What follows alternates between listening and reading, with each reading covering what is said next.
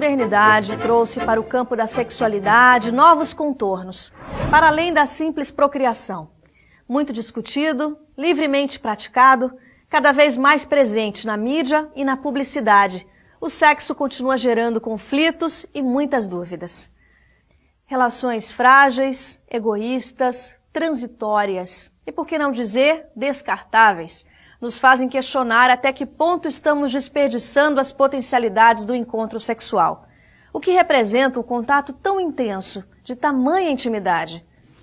Mas antes de tudo, vamos saber, um espírito que viveu como mulher durante algumas encarnações pode reencarnar num corpo masculino e vice-versa.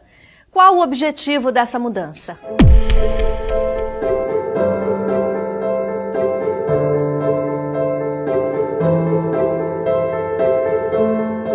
O espírito não tem sexo. A sexualidade é uma manifestação polarizada, portanto, unilateral e incompleta do ser que se é. E isso se pode trocar a cada projeto de encarnação com o objetivo de se ganhar experiências novas, as mais diferenciadas possíveis. Os espíritos, quando estão lá no mundo espiritual e estão planejando uma nova encarnação, para eles é indiferente reencarnar num corpo masculino ou num corpo feminino. O que vai falar mais alto aí são as suas necessidades evolutivas. Para o espírito que não tem sexo, é indiferente. Qual é o objetivo da evolução espiritual? É a integração e o afloramento de todas as potencialidades divinas que cada um traz. Então nós passamos muitas experiências, muitas encarnações na polaridade masculina para absorver todo o aprendizado que esta polaridade pode nos trazer e depois nós vamos reencarnar na polaridade feminina, ou reencarnar na feminina e depois na masculina, né? A ordem disso ainda nós não sabemos. Mas por que uma pessoa vai reencarnar na outra polaridade? Para adquirir as qualidades, as características dessa polaridade, para ele se tornar um ser integral. Mas o ideal é a manifestação lembrada miticamente, que é o sonho do futuro, chamada androginia, em que pese um corpo nós temos qualidades masculinas e femininas, todos os seres, porque desenvolvemos ao longo da evolução. Então o nosso papel é equilibrar essas qualidades, naturalmente, tendendo a usar com mais adequação aquelas que estão em consonância com o corpo físico. Quando a psique é masculina predominantemente, no corpo masculino fica muito mais fácil se manifestar na sua plenitude. Mas não quer dizer que aquela função que está restrita hoje à função feminina não possa aflorar, porque nem todas as qualidades masculinas e femininas necessitam de um corpo típico para poderem serem apresentadas. O Jung, ele falou de ânimos, que é a energia masculina, energia psíquica, e falou de ânima, que é a energia psíquica feminina. E todos nós trazemos essas potencialidades, essas características, essas qualidades. O que vai acontecendo é, se esse processo for realizado em equilíbrio, em algum momento essa pessoa vai ser, por exemplo, um homem que já reencarnou como mulher, ele vai ter uma outra percepção, um outro nível de detalhamento, de observação das coisas, aquilo que nós atribuímos às características femininas. A emotividade, a capacidade de se enternecer com muitas coisas, com muitos fatos. E a mulher, eu costumo dizer que a mulher que vem de uma trajetória, e isso todos nós certamente já fizemos esse tipo de reencarnação, como homem e como mulher, a vivência dos papéis esperados dessas duas formas físicas, do aprendizado através dessas duas formas físicas, nós vemos o seguinte, que a mulher também ela fica mais ativa, mais dinâmica, mais capaz de tomar decisões. Por que ela tem esse lado acentuado? Porque ela já teve vivências como homem e aquela característica, então, está impregnada na personalidade. Como também no homem vai acontecer o mesmo.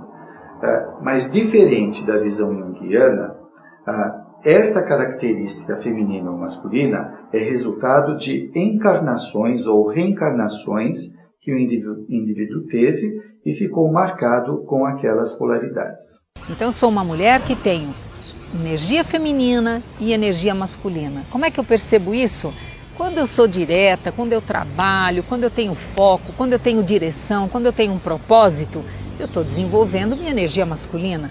Quando eu sou acolhedora, quando eu sou amorosa, quando eu sou afetiva, quando eu sou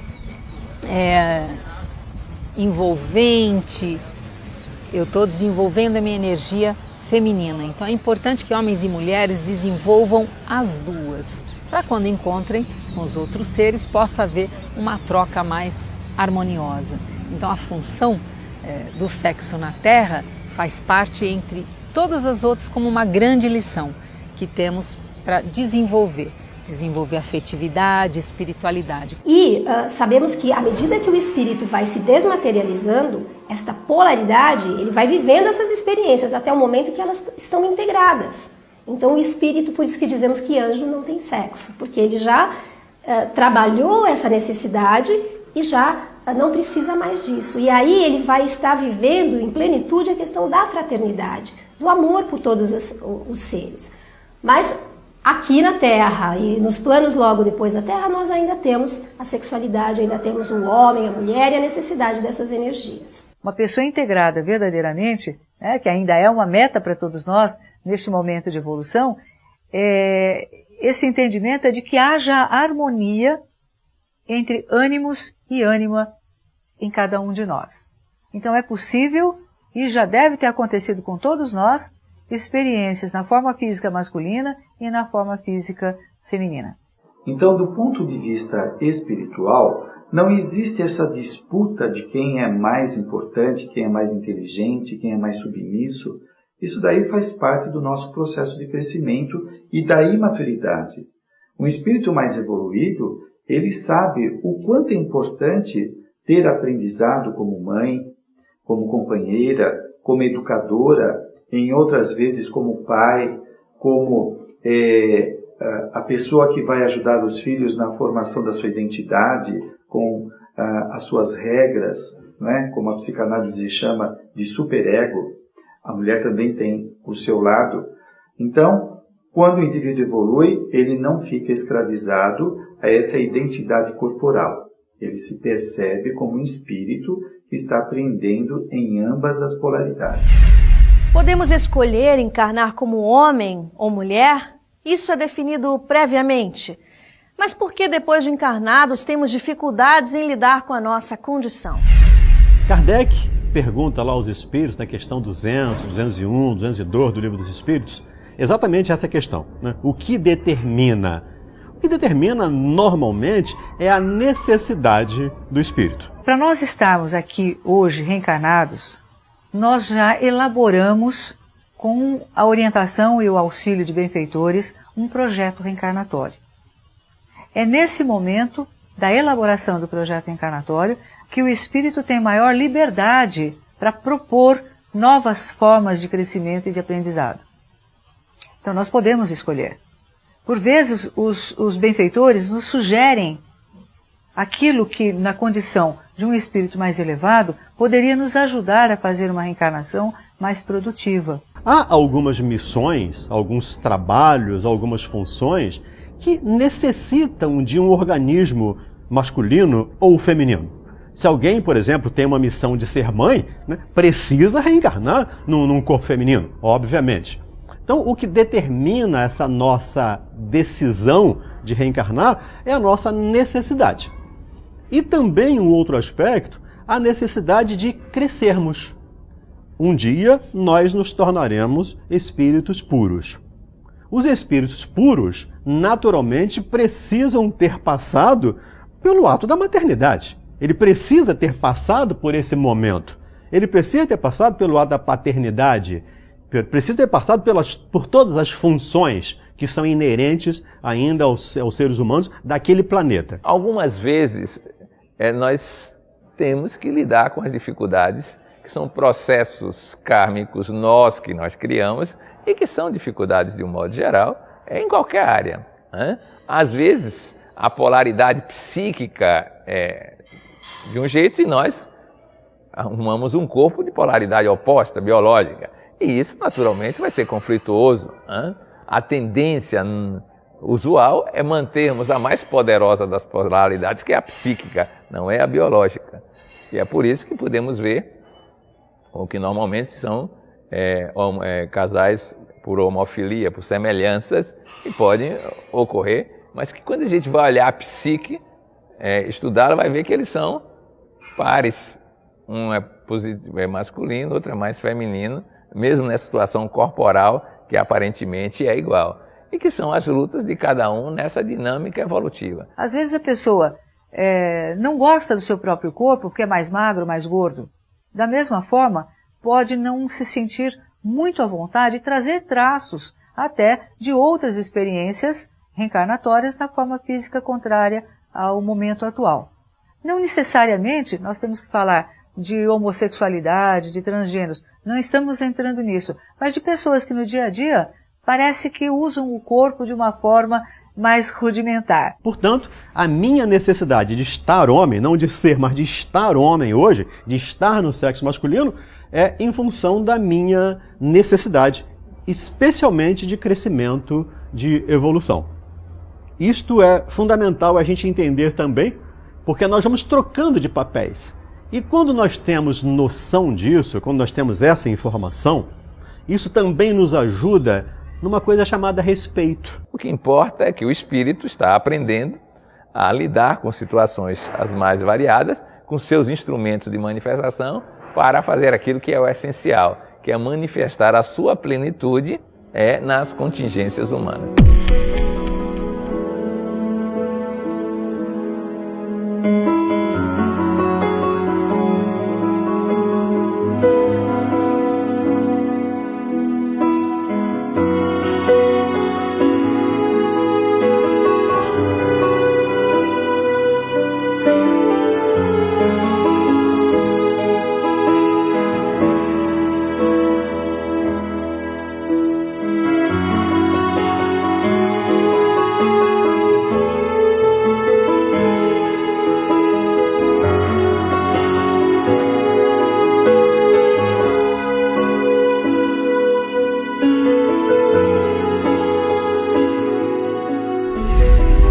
Sexo é um encontro entre dois seres?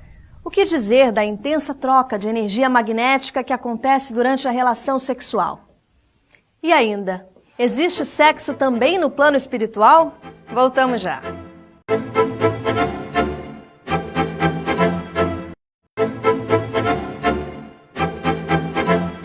Para além do contato físico, a relação sexual é um encontro espiritual? A união sexual vai muito além de uma união, de um encontro de dois corpos físicos. Nós aprendemos no texto Lei de Amor que no início nós somos instinto. Conforme a evolução segue adiante, aparecem as sensações, que é um instinto mais elaborado, mais apurado. Mais evoluídos aparecem as emoções. Evoluindo um passo mais, aparecem os sentimentos. E o mais nobre sentimento conhecido até o momento é o amor.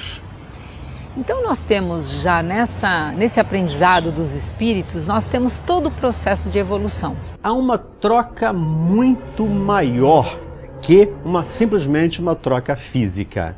Numa relação sexual, há como se fosse uma abertura, como se fosse uma união, não só uma união de carnes, mas uma união de energia. É como se eu passasse a fazer parte da outra pessoa naquele momento, a outra pessoa passasse a fazer parte de mim naquele momento e, usando aqui um termo bem antigo, nos tornamos uno. Porém, essa ressalva ela é muito importante. A ressalva de que é uma energia boa se nela nós tivermos qualidades. Então, André Luiz propõe que se troque união sexual por união de qualidades. À medida que nós falamos união de qualidades, nós estamos dizendo de nos melhorarmos cada vez mais, de nos tornarmos criaturas cada vez em melhores condições emocionais, espirituais, morais, éticas, porque essas qualidades são passadas de alguma forma por essa energia no momento do ato sexual. Essa energia de melhor qualidade, ela vai ser distribuída através dos centros de força, alimentando e organizando o perispírito e a sua repercussão sobre o corpo físico. Então, quando nós falamos de ato sexual, nós estamos falando que com consciência ou não, as pessoas estão se relacionando como espíritos que são, fazendo uma evolução neste momento da nossa trajetória e necessitando, em maior ou menor grau, de uma revitalização através das energias. Por isso, a importância do respeito, da necessidade do respeito nessa troca. Para que não seja só uma troca do prazer pelo prazer. Para que não seja uma coisa hedonista. É preciso que haja, com certeza, uma intenção maior.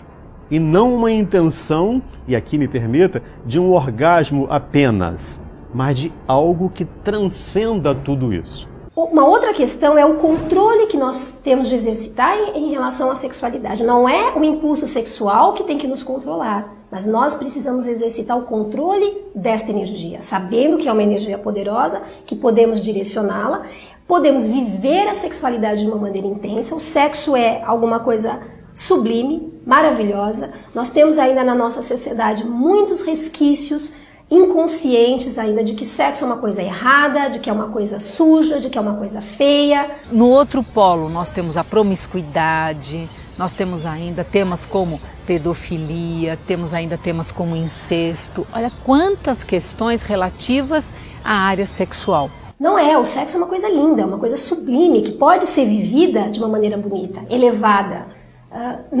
Não é incompatível com a espiritualidade, não é incompatível com as formas mais elevadas de vida. Se existe como experiência na nossa vida, é para a nossa evolução. É uma experiência que pode nos trazer equilíbrio, serenidade. Podemos controlar a sexualidade, podemos controlar esse impulso sexual, não de uma maneira preconceituosa ou moralista. De forma nenhuma, a doutrina espírita não tem enquanto doutrina, ela não traz isso no seu bojo, essa questão preconceituosa.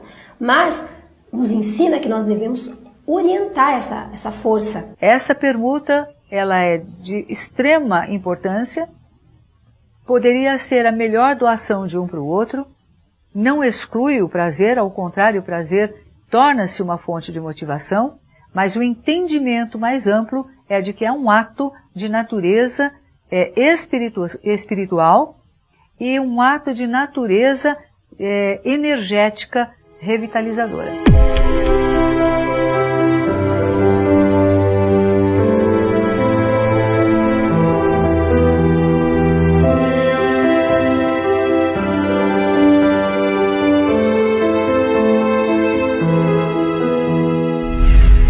Sexo é um ato puramente físico, exclusividade do mundo material? Existem trocas energéticas semelhantes no plano espiritual? O sexo biológico é do corpo, mas o ser que apreende que a energia psíquica é a energia criadora, pode viver experiências as mais variadas em todos os seus níveis. O espírito, numa condição mais elevada, ele não faz sexo como nós conhecemos aqui no planeta. E o sexo é uma energia divina, é uma energia criadora. Então, na união dos planetas, diz lá o André Luiz, né, há uma energia que os atrai, não necessariamente uma energia sexual, como nós a conhecemos, mas uma energia de atração, que, dentro do nosso nível de conhecimento, também nós poderíamos chamá-la de uma energia sexual. No próximo bloco, como ter uma vida sexual saudável e como nós, encarnados, podemos direcionar essa poderosa energia para o nosso desenvolvimento.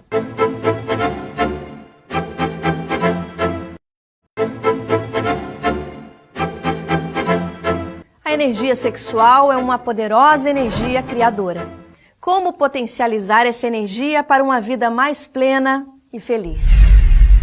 A relação sexual é um ato de total intimidade. E ele representa uma poderosa fonte de energia.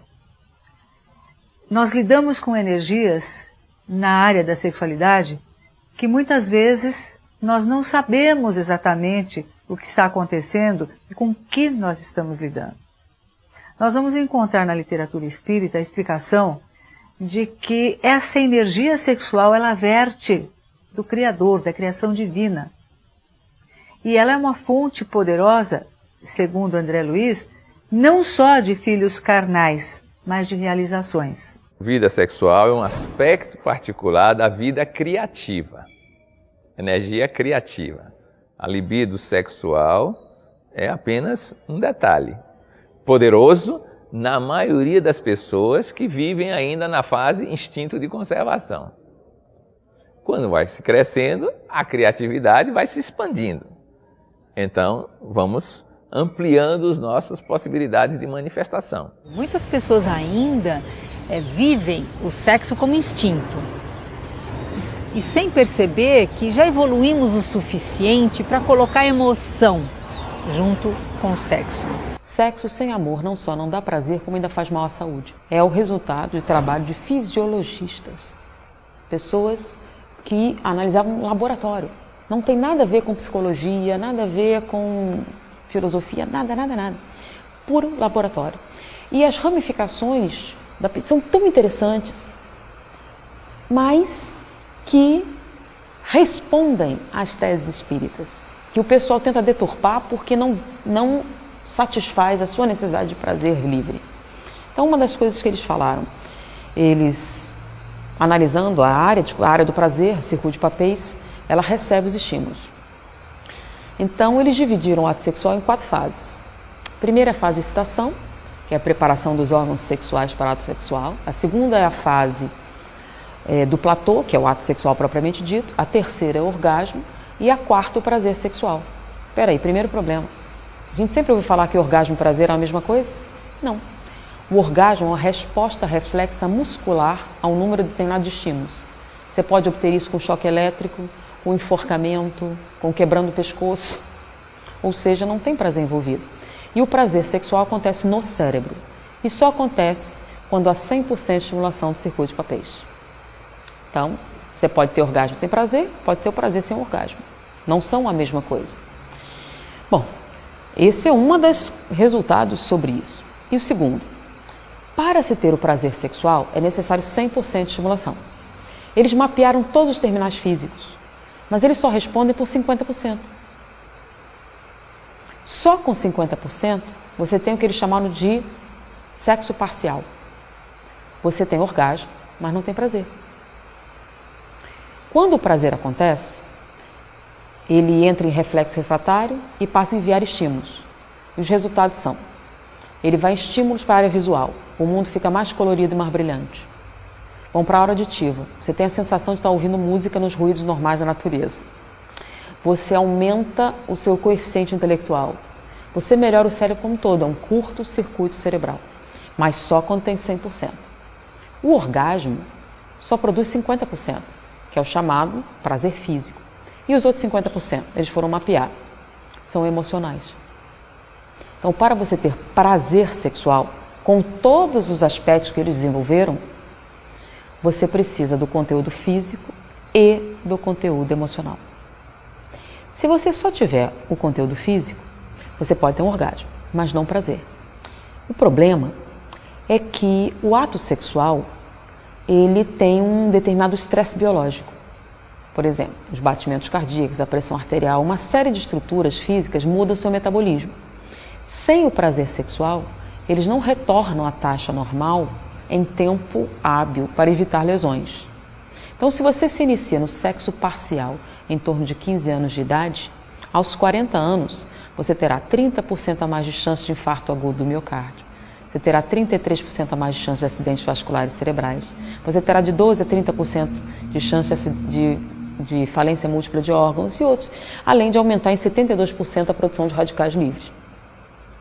Esse é o sexo parcial.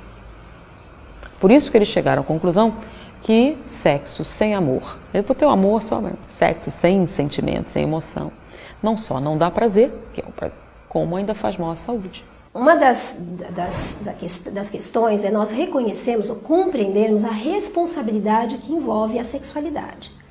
Não apenas na questão reprodutiva em si, né, de um filho que nasce de uma maneira sem se pensar, sem se programar, as responsabilidades que envolvem a maternidade, a paternidade, mas nas emoções que nós geramos naqueles com quem nós nos relacionamos. Então, a sexualidade é uma força muito grande e quando nós nos relacionamos, despertamos sentimentos, expectativas nas pessoas, uns nos outros. E quando fazemos isso de forma desequilibrada ou irresponsável, vamos colher as consequências. Então, a sexualidade, dentro dos parâmetros biológicos, promove a saúde, promove o bem-estar. Fora dos parâmetros biológicos, tem uma série de sequelas, e esses cientistas viram isso em laboratório, ou seja, tem nada a ver com religião. Agora, quando a gente pensa em termos espirituais, coloca aí, tudo o que eles estão dizendo é exatamente o que a gente quis dizer. E eu vejo muitos espíritas querendo mudar para se adaptar às necessidades sociais. O que os espíritos dizem continua valendo até hoje e a ciência só faz comprovar isso. Aqueles que dizem o contrário ignoram as últimas pesquisas. Eu penso que para ter uma vida sexual saudável, o casal deve ter, em primeiro lugar, um afeto um pelo outro. Deve ter um entendimento de que sexo não é pecaminoso. Deve entender que é uma forma de manifestar o carinho, o amor, o respeito, a alegria, o prazer. Tudo isso dentro de um âmbito de respeito e carinho pelo outro, produzindo uma energia ou utilizando uma energia que servirá para reequilibrar os centros de força de cada um. Daí a importância de união de qualidades, como cita André Luiz em Missionários da Luz. Para ter uma vida sexual saudável, nós precisamos ser saudáveis emocionalmente, saudáveis fisicamente, para que possamos, de fato, realizar alguma coisa muito boa. O que vai fazer a normalidade, ser saudável, é nós obedecermos à nossa dinâmica evolutiva. Porque o saudável para um pode ser muito elevado para outro. O saudável de Francisco de Assis era ir para o Monte Alverne e unir-se a Cristo, uma união mística. Mas o saudável para a maioria das pessoas é procurar um par oposto, sexualmente, para poder trocar energias biopsicossociais. É outro nível, bem mais básico. E assim sucessivamente. Cada um deve descobrir o que é capaz de viver, em que medida pode crescer, pode amadurecer, para ir além, porque evolução significa ir além do passo atual. Agora, o além de cada um é muito pessoal no momento em que nos encontramos. Você continua nos assistindo através do nosso site, programatransição.tv.br. Acesse e aproveite nosso acervo de programas sobre os mais variados temas e conheça um pouco mais da visão espírita para um novo tempo. Até a próxima!